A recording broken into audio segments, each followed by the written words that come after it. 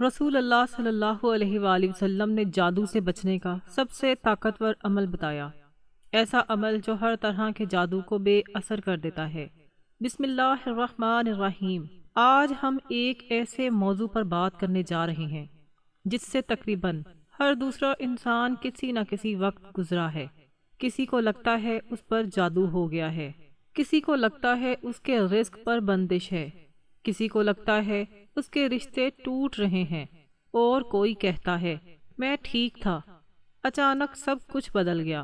ایسے میں ایک سوال سب سے زیادہ پوچھا جاتا ہے، کیا اسلام میں جادو کو روکنے کا کوئی خاص عمل ہے؟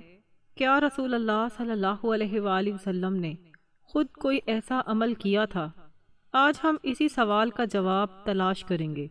اس کو مکمل سمجھنے کے لیے ویڈیو کو آخر تک ضرور دیکھیں۔ اگر ویڈیو اچھی لگے تو لائک کر دیں اور چینل کو سبسکرائب کر کے بیل آئیکن ضرور دبائیں تاکہ ہماری ہر آنے والی ویڈیو آپ تک بآسانی پہنچ سکے۔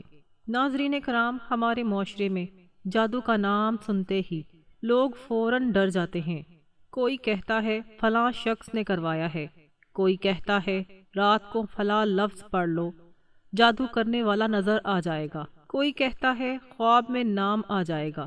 لیکن سوال یہ ہے، کیا یہ سب باتیں واقعی قرآن اور سنت سے ثابت ہیں، یا ہم ڈر کے عالم میں ہر بات پر یقین کر لیتے ہیں؟ اسلام ہمیں خوف نہیں دیتا، اسلام ہمیں اللہ پر یقین دیتا ہے۔ سب سے پہلے ایک بات واضح کر لیں، جادو کا وجود قرآن سے ثابت ہے، لیکن قرآن بھی یہ کہتا ہے اور وہ جادو کے ذریعے کسی کو نقصان نہیں پہنچا سکتے مگر اللہ کے حکم سے، یعنی جادو طاقتور نہیں، اللہ سب سے طاقتور ہے۔ یہ فرق سمجھنا بہت ضروری ہے۔ کچھ لوگ کہتے ہیں اگر نبی صلی اللہ علیہ وآلہ وسلم پر جادو ہوا تھا تو پھر ہم کیا چیز ہیں؟ یہ بات جزوی طور پر درست ہے، لیکن مکمل بات یہ ہے کہ رسول اللہ صلی اللہ علیہ وآلہ وسلم پر جادو اللہ کے حکم سے آزمائش کے طور پر ہوا تاکہ امت کو رہنمائی ملے، اور یہاں سے ہمیں اصل سبق ملتا ہے۔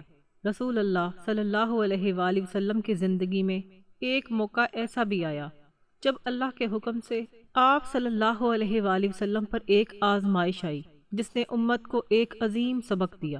مدینہ منورہ میں ایک شخص نے رسول اللہ صلی اللہ علیہ وآلہ وسلم پر جادو کیا، جس کا اثر یہ ہوا کہ بعض اوقات آپ صلی اللہ علیہ وآلہ وسلم کو یوں محسوس ہوتا کہ آپ نے کوئی کام کر لیا ہے، حالانکہ وہ کام ہوا نہیں ہوتا تھا۔ یہ آزمائش نہ ایمان میں کمی تھی، نہ نبوت پر کوئی اثر، بلکہ یہ اللہ کی طرف سے ایک حکمت تھی تاکہ امت کو سکھایا جائے کہ ایسی حالت میں بندہ کیا کرے۔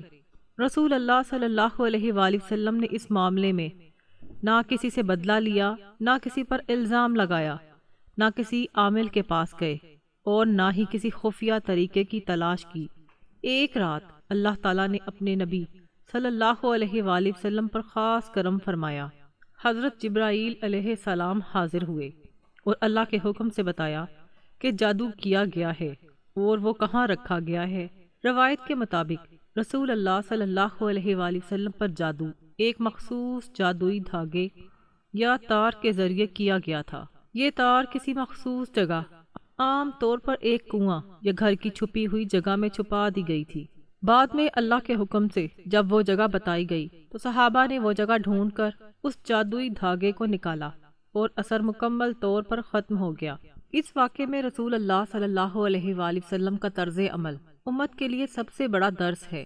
آپ صلی اللہ علیہ وآلہ وسلم نے خوف کو غالب نہیں آنے دیا، بدگمانی کا دروازہ نہیں کھولا، اور معاملہ مکمل طور پر اللہ کے سپرد کر دیا۔ مگر آج لوگ جادو کے نام پر جادو کا جواب جادو سے ڈھونڈتے ہیں، عاملوں کے چکر لگاتے ہیں، نام، چہرہ، تصویر جاننا چاہتے ہیں، بدگمانی میں مبتلا ہو جاتے ہیں، جبکہ اسلام کہتا ہے دشمن کو تلاش نہ کرو بلکہ اللہ تعالیٰ کی پناہ تلاش کرو۔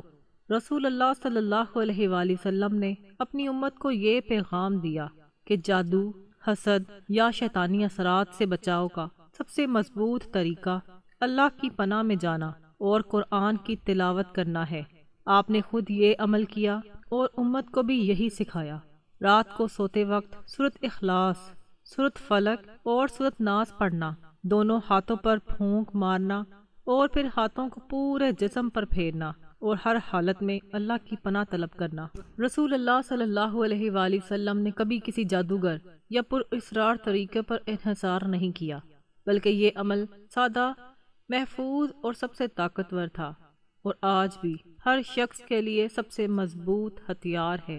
کبھی کبھی انسان کو لگتا ہے کہ آزمائشیں اس پر جادو یا حسد کے اثر سے آئی ہیں، لیکن سب سے بڑی حقیقت یہ ہے کہ ہر آزمائش اللہ کے حکم سے ہوتی ہے۔ ہاں، جادو کا وجود قرآن و سنت سے ثابت ہے، لیکن یاد رکھیں کہ اللہ کے حکم کے سوا کوئی بھی اثر قائم نہیں رہ سکتا۔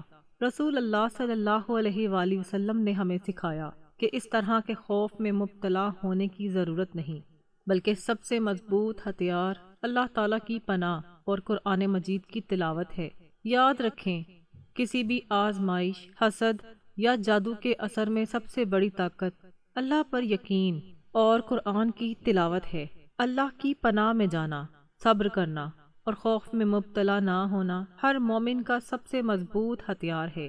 یا اللہ ہمیں ہر قسم کے جادو، حسد اور شیطانی شر سے محفوظ فرما، ہمارے دلوں کو مضبوط فرما اور ہمیں اپنی پناہ میں رکھ، اور ہمیں ہر حال میں سنت طریقہ اپنانے کی توفیق عطا فرما۔ آمین یا رب العالمین۔ ناظرین، کمنٹ میں اللہ تعالیٰ کے 99 ناموں میں سے ایک نام ضرور ٹائپ کریں۔ ملتے ہیں اگلی ویڈیو میں۔ جزاک اللہ۔